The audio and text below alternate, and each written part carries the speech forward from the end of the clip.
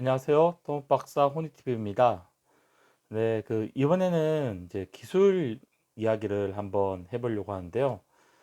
이번 영상은 그, 어, 이렇게 이제 실무를 많이 안 해본 우리 후배 친구들이나 아니면 현장에서 뭐 공사 감독을 하시는 분들이나 그 다음에 이제 또 이렇게 경험은 많지만 한 번쯤 그냥 이런 거 좀 생각해 볼 수 있는 좀 그런 이제 주제인데요.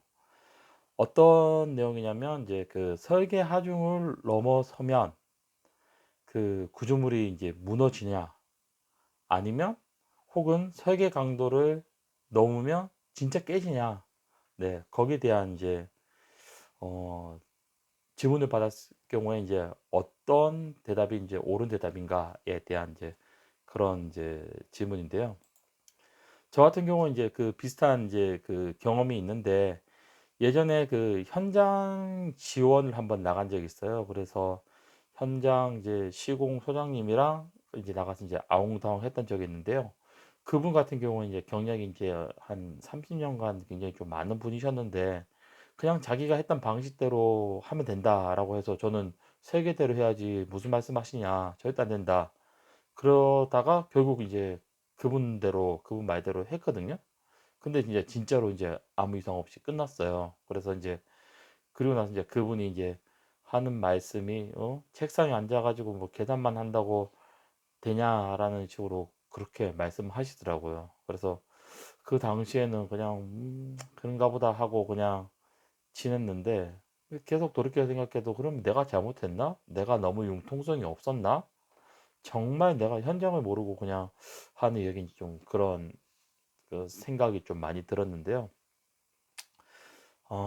이제 거기에 대해서 이제 요즘에 이제는 어느 정도 어떤 식으로 대답을 하면 좋겠다라는 그런 생각을 하는데 여러분들도 혹시 이제 그런 경험 있으실 수 있을 것 같아요. 설계하시는 분 같은 경우에는 현장에서 뭐 시공하시는 분들이 아 이거 너무 진짜 깨져요라고 그런 질문 올 수도 있고 그다음에 이제 그 감독하시는 분 같은 경우에는 설계에서 이게 오버하면 안 된다. 그러면 아니 그거 진짜 너무 깨지냐고 그런 식으로 이제 질문할 수도 있고 그런 부분이 있잖아요.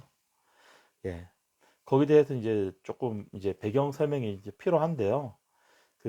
우리가 말하는 설계 강도는 실제 강도의 확률 분포상의 한 지점인 거예요. 그러니까 실제 구조물을 만들어서 얘를 이제 성능 테스트를 해보면 그래프가 요런 식으로 이렇게 확률 분포를 그리거든요. 요런 식으로. 이게 이제 실질적으로 이런 식으로 이제 확률 분포를 구해서 가운데는 좀 많이 나오고 양쪽으로 이렇게 퍼지는 그런 이제 형상이 나타나는데요.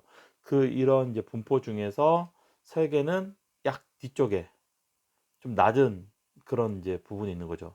예를 들면 확률 분포의 중앙값이 10이다. 그러면 설계값은 좀 낮게 봐서 한 10이면 한 6이나 5 막 이렇게 이제 낮게 보는 거죠. 네, 그렇다고 그러면 설계값이라고 해서 파손될 확률이 없냐? 그렇지 않습니다. 파손될 확률이 뭐 5% 혹은 1% 이렇게 이제 정해지는 값이 있습니다. 네, 그렇지만 그래서 설계 강도 자체는 실제로는 파손 확률이 그 자체가 가지고 있는 확률인데 우리는 설계 그런 강도를 이야기할 때 파손 확률을 따로 이야기하진 않아요. 그 이유는 뭐냐면 충분히 내가 낮은 값을 썼기 때문에 그 설계값 이하에 있을 파손 확률은 우리가 고려치 않겠다라고 우리 사회가 소사이어티가 인정하는 거거든요. 그 설계법에서. 그거를 이제 이제 받아들이는 거죠. 그래서 어떻게 보면 사회적인 약속이에요. 그런 부분이. 네. 그래서 설계 강도 이하라고 해서 100% 파손이 일어난다. 혹은 설계 강도를 초과한다 해서 100% 파괴가 안 일어난다. 네. 그런 게 아니라 그 어디 구간에 있던가 실제 리얼 상황을 대비를 했을 경우에는 파손 확률과 비파손 확률이 파괴 확률이 구분되어 각각 존재한다는 것입니다. 그래서 그 우리는 그 약속을 해서 설계값에 의한 파괴 확률은 별도로 생각하지 않고 어떻게 보면 따지지 않고 결정적으로 값 하나로 표현하겠다고 합니다. 그게 좀 전문 용어로 말씀드리면 그 결정론적 이제 방법이라고, 그게 이제 우리가 말하는 일반 설계법이에요. 네. 네. 그거를 우리가 비유적으로 한번 생각해 볼 수가 있는데요. 우리가 인제 그 병원에서 건강검진을 받으면 뭐 간 수치라든지 그다음에 뭐 여러 가지 인제 수치, 그런 범위가 나오잖아요. 그래서 뭐 어느 범위에서 어느 범위의 수치인데 이 범위를 넘었으면 인제 병원에서 뭐 "정밀 검사 받아 봐라." 아니면 정밀 검사 받았는데 나오면 의사 선생님이 약을 준다고 하는 이제 그런 이제 조치가 들어가잖아요. 그래서 우리가 설계하는 범위는 그 선 안에 들어오게끔 만드는 그런 작업이라고 보시면 돼요. 예. 아까 전에 우리가 건강검진 이야기를 했는데요. 건강검진에 말하는 뭐 예를 들면 간 수치가 여기 이 구간인데 이 구간을 벗었으면 죽나요? 사람이 바로 죽어버리나요? 그런 거 아니죠. 예. 그런데 정확히 말하면 이 범위를 넘어선 순간 사람이 죽을지 안 죽을지 아무도 모른다는 거죠. 정확한 거는 우리 건강학적, 보건학적, 의학적인 의미에서 목표 타겟으로 삼는 안전은 이 범위 안에 들어오는 것까지 그런 그 의학적으로 안전하다고 인정을 해 주고 이 범위 밖에 나가는 문제가 있을 수 있고 발생할 수 있다라고 생각하는 거죠. 세계법도 이거랑 똑같습니다. 네. 그래서 우리의 세계법은 이 범위 안에 들어오게 하는 거지, 이 범위 안에 들어왔을 경우에는 우리 사회가 인정을 하고 그다음에 그런 이제 그 파괴 확률에 대해서는 우리가 묻지도 따지도 않겠다는 그런 의미지, 이 설계대로 하면 절대로 파고가 안 일어난다, 아니면 이거를 벗어나면 바로 파손된다, 그런 의미가 아닌 거예요. 실제로는 이 설계의 파손 확률과 그다음에 실제 자연현상의 파손 확률은 굉장히 갭이 있어요. 근데 이 갭을 설계법에서는 최소 안전 마진으로 가지고 가겠다는 게 설계법의 개념이거든요. 그게 어떻게 보면 설계법의 가장 큰 그 철학이에요. 그래서 그거는 절대 여러분들이 건들면 안 되는 거예요. 네. 그래서 그 설계는 살짝 NG가 났는데, 근데 인제 현장에서 막 시공을 하려고 해요. 그럴 경우에 저한테나 아니면 여러분들한테, 아니면 또 공사 감독하시는 분들께 연락이 안 가고 알아서 하시면 문제가 될 거 없는데, 보통 연락이 와 가지고 검토해 보고 나보고 승인하라고 압박이 가야죠. 그럴 때 여러분들 어떻게 해야 될까요? 네. 예. 우리 해병대의 말에 보면 "피할 수 없으면 즐겨라." 그런 말 있죠. 예. 저는 피할 수 없으면 그냥 최선은 노 코멘트다라고 이야기하고 싶어요.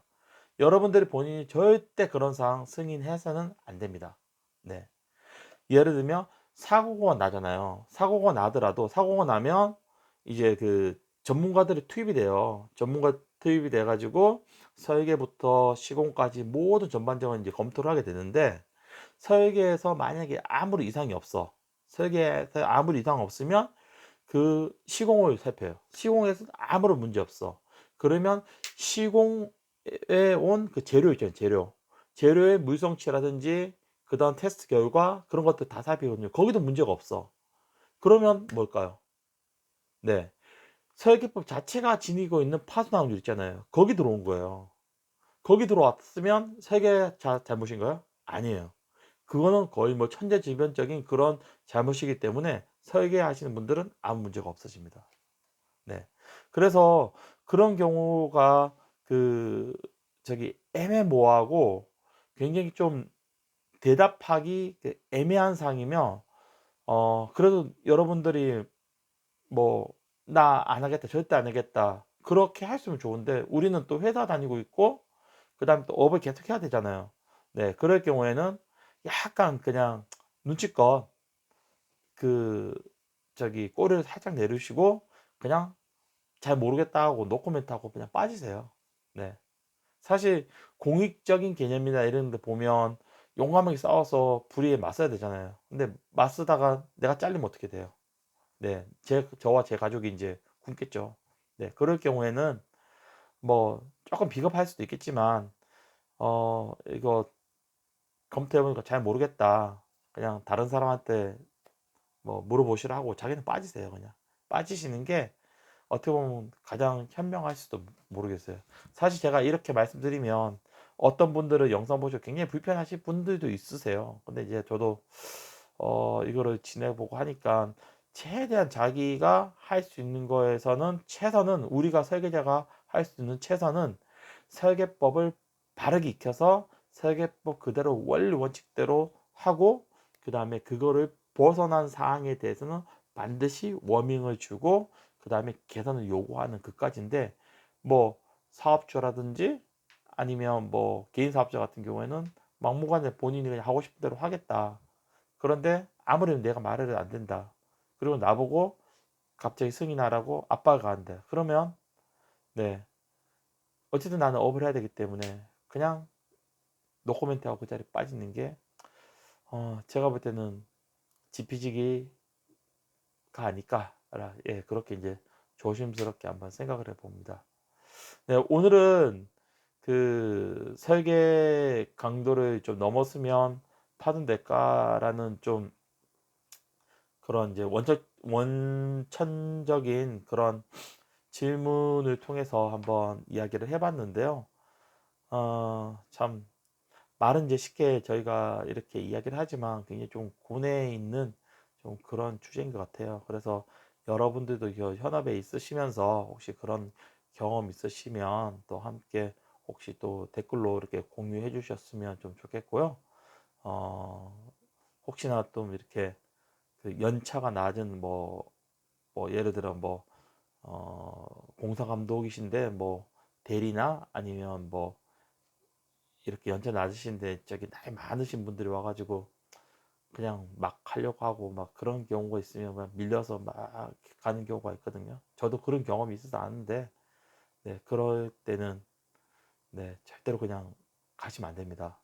네, 그거 이제 한두 번 허용하고 그냥 좋은 게 좋은 거다 사인하잖아요. 그럼 그게 버릇돼 가지고 한 번, 두 번은 사고 안 나요. 왜 그런다면 파손 확률 자체가 워낙 작기 때문에 안전마진 자체가 기본 설계법 자체가 안전마진이 굉장히 크거든요. 네. 그렇지만 그냥 한 번 걸려서 이게 뭐가 잘못되면 네, 그 돌이킬 수 없는 그런 사고가 되기 때문에 절대 여러분이 본인 스스로 거기에 대해서 동조하거나 그 다음에 잘못된 것에 대해서 그 승인하거나 네, 그런 일은 안 하셨으면 좋겠습니다. 네, 이상으로 제 영상을 마치도록 하겠습니다. 감사합니다.